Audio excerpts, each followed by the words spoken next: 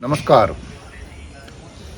मैं अक्सर बात करता हूं कि व्यक्ति को मानवीय और मर्यादा दोनों का ध्यान रखना चाहिए और इसके अभाव में व्यक्ति आज के दर्शन में या पूर्व से जो लोकोक्तियाँ बनी हुई हैं अलग अलग समाजों की देश की, उन लोकोक्तियों को हमें ध्यान रखते हुए अगर हमारे समाज ने, हमारे परिवार ने, हमारे खानदान ने कुछ अच्छा गौरवशाली कार्य किया है तो उस प्रसंगों को याद करते हुए हम जब कहीं बहकें, बेईमान हो या कोई भी अनैतिकता की तरफ बढ़ावा लें तो उस पृष्ठभूमि को याद रखें।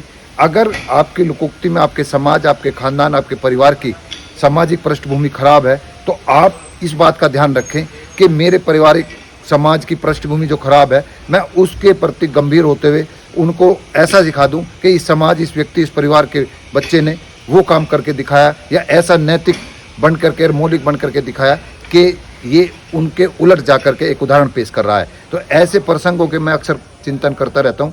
कल भी मैं बीजापुर गेस्ट हाउस में, हमारे छोटे भाई भी हैं और राष्ट्रीय अध्यक्ष हैं सामाजिक संगठन चलाने के जाटों के, तो उनके साथ मैं विचार विमर्श कर रहे थे।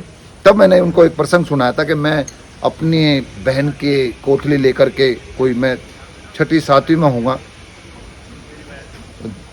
10-12 साल का हूँगा, तब मैं वहाँ तांगे चलते थे, तब मैं उस तांगे में बैठा तो वहाँ पर एक नवविवाहिता लड़की रोती हुई तांगे में बैठी। तो जो तांगे में अन्य लोग बैठे थे उन्होंने पूछा, बेटी क्यों रो रही है? तब उसने कहा कि मेरे ससुराल वाले मुझे तंग कर रहे हैं और मैं उनको धमकी दे करके आई हूँ कि मैं जाटों के गांव की हूँ, जब मैं गांव जाऊँगी तो जाट तुम्हें सबक सिखा देंगे। तब मुझे यह आभास हुआ कि मैंने जिस कौम में जन्म लिया है, मुझे उस पर जब अन्य गर्व कर रहे हैं तो मुझे उस गौरवशाली कौम के मान सम्मान के बढ़ाने के लिए चिंतनशील होना चाहिए। मैं कोई ऐसा कार्य नहीं करूँगा कि जिससे कि मेरी कौम का, मेरे परिवार का, मेरे खानदान का नाम गंदा हो। तो उस पृष्ठभूमि को मैं इसलिए प्रसंग बताने का प्रयास कर रहा हूँ कि जो ऐसे समाज में आज व्यक्तिगत उपलब्धि के लिए, पद, राजनीतिक, सामाजिक प्राप्ति के लिए, जो भौतिकता के लिए आज कमर्शियल एजेंट्स कहते हैं कि ये लोग जो नैतिक और मौलिक बात करते हैं ये पिछड़े हुए हैं, तो वे ध्यान दे लें कि ऐसे प्रसंगों से आपको एक आपको लक्ष्मण रेखा जिसे कहते हैं वो आपको प्राप्त होती है। तो हमें अपने बच्चों को अपने समाज में जहाँ भी बैठे, जहाँ भी जाए, सार्वजनिक रूप से ऐसे प्रसंगों को बताना चाहिए। हमेशा देखना कि नित्य आपके आसपास, आपके जीवन में भी ये घटित होता है। इन छोटी छोटी बातों से ही हम अगर अपना आपको संग्रह करें, अच्छी मानवता की बातें, मर्यादा की बातें, गौरव की बातें, तो आप एक मर्यादित पुरुष और समाज बना सकते हैं।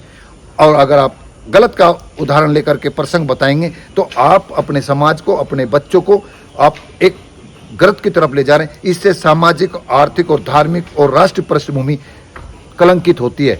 ऐसे ही उन्होंने भी यही बताया कि एक हमारे राजभाया होता है नहर, उसमें एक बच्चा डूबने लगा तो पास में एक महिला, दलित महिला थी, वो काम करी, उन्हें देखा बच्चा डूब रहा तो उसने अपनी धोती खोलकर तुरंत कूद करके उसे बचा लिया।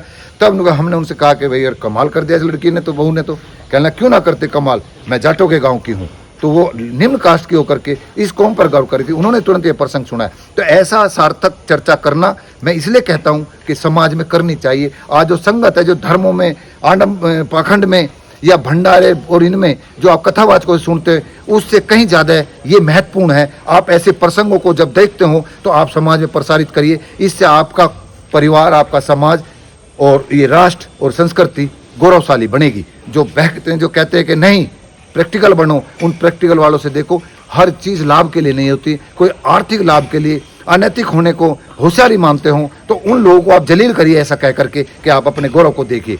ऐसे मैंने उसमें बताया जो ये जो आपकी महिलाओं का जो आंदोलन चला था, इसमें यही प्रसंग आया कि मेरे समाज के जो आर्थिक, राजनीतिक और सामाजिक लाभ लेने के लिए सत्ताओं के दरबार में गिर गए, उन्होंने इस कौम को जो और उन पहलवानों के जो स्वाभिमान और अभिमान को बिकवाया है, उसके लिए मैं ये प्रसंग बताने का प्रयास कर रहा हूँ कि आपके कौम को अन्य लोग इस देश में, विदेश में, आकर्ताओं ने, विदेशियों ने गर्व किया है और आप कहाँ ले जा रहे हो मेरी कौम को। तो ऐसे जो जिम्मेदार समाज के बने बैठे हैं, उन ठेकेदारों को भी मेरी नसीहत है कि आप अपने तत्कालिक लाभ के लिए, राजनीतिक हो और आर्थिक हो, सामाजिक लाभ हो, तत्कालिक यश कीर्ति के लिए जो भागता है वो व्यक्ति किसी के साथ भी गद्दारी करता है। इसके लिए भी मैं कहता हूँ, वो एक प्रसंग इसमें साथ में एक और जोड़ दूँ कि ये कहा कि भाई नशा मुक्ति के लिए हम प्रयास कर रहे हैं, 26 तारीख में कोई प्रोग्राम है। तब मैंने ये भी कहा कि जब व्यक्ति को जनून और लत में क्या अंतर है, ये भी आप ध्यान कर लें।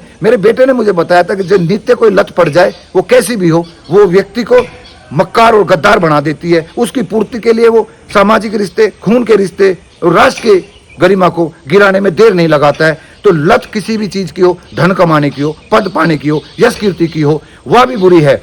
अगर आप जुनून है, जुनून में यह होता है कि आप ऐसा जुनून पैदा करें कि आपके कार्य से, आपकी शिक्षा से, आपके प्रयासों से समाज, परिवार, राष्ट्र का गौरव बढ़ता हो, तो वो जुनून की श्रेणी में आता है। लत जो नित्य मुझे आज फला होटल में खाना खाना है, उसके लिए मैं किसी को भी मूर्ख बना करके, किसी को भी बेवकूफ बना करके, इमोशनल करके, भावनाओं को कैस करके मैं अपनी लत को संतुष्ट कर सकता हूं। तो लत यानी कि नशा किसी भी तरह का हो, अगर उसको कहता है मुझे नशा है, तो नशा कहने वाले व्यक्ति से आप बचें, सचेत रहे और नसीहत करें। इन्हीं भाव से मैं आज ये प्रयास कर रहा था बताने का। नमस्कार।